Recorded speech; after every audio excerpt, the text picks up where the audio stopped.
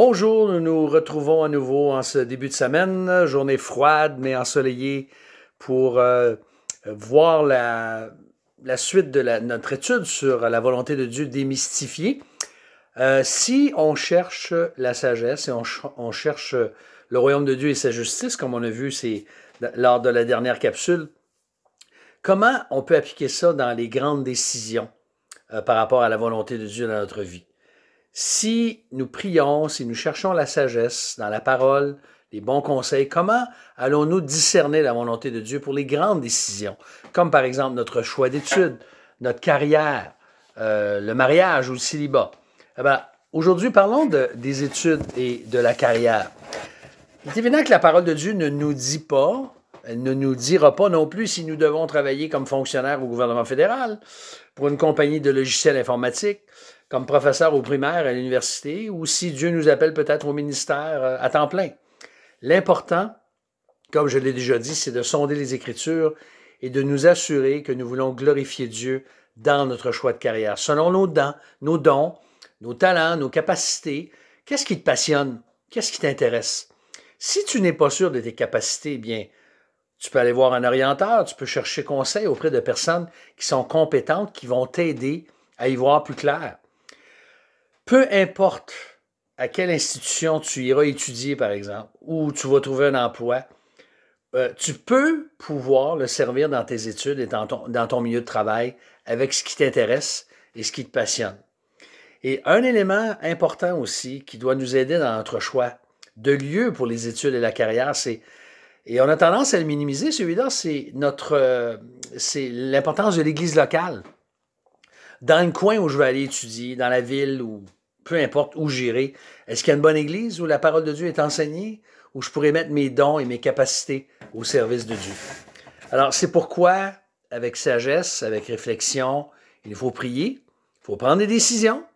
Souvent, un des problèmes, c'est qu'il y a beaucoup de gens qui, à force de ne pas prendre de décision, ont beaucoup de difficultés à discerner. Et là, ils vont mettre ça sur le dos de la volonté de Dieu.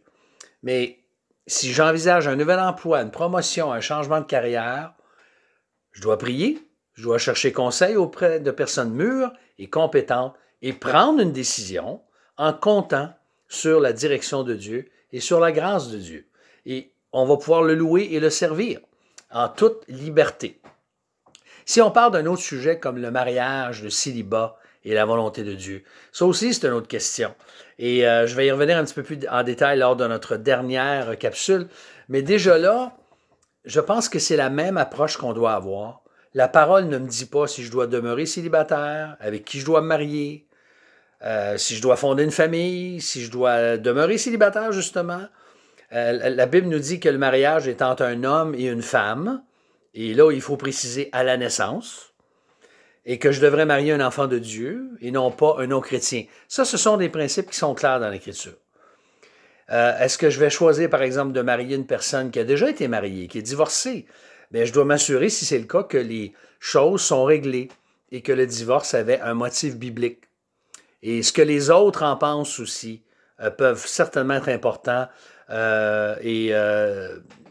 c'est ce qu'on verra lors de notre prochaine capsule pour compléter là-dessus.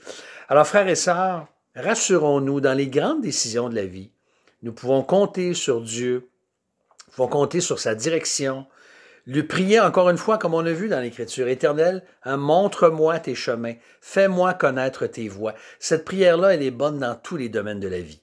Alors, prions ensemble.